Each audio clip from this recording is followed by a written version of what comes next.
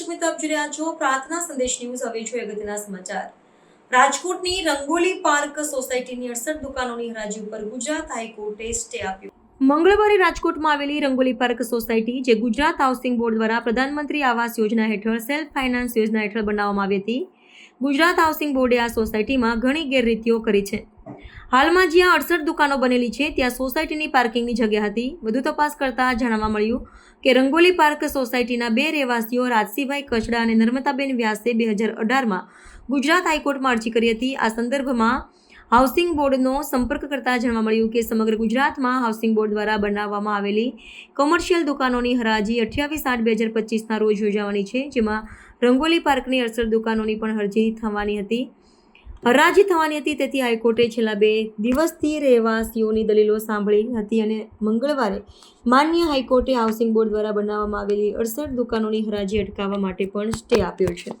ગુજરાત રાજ્ય દ્વારા સ્વયં નાણાં સંચાલિત યોજના કે જેમાં લોકોના નાણાંથી જ આખી યોજનાનું સંચાલન થાય, આવો એક 2013-14ની અંદર નિર્ણય લેવાયો હતો.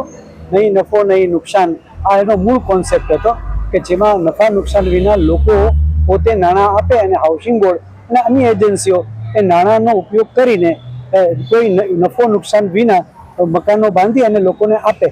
આખી યોજના સ્વયં નાણાં સંચાલિત હતી અને એમાં જે અમને લોકોને અન્યાય થયો હતો એનો કોર્ટ કેસ 2018થી ચાલુ હતો.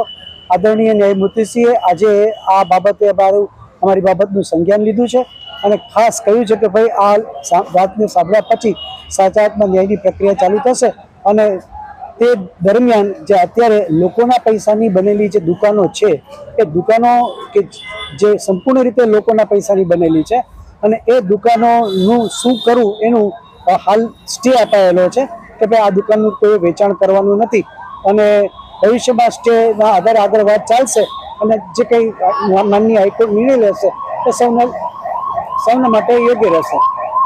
પ્રાર્થના સંદેશ ન્યૂઝની તમામ લેટેસ્ટ અપડેટ્સ માટે ચેનલને હમણાં જ લાઈક, શેર અને સબસ્ક્રાઇબ કરો.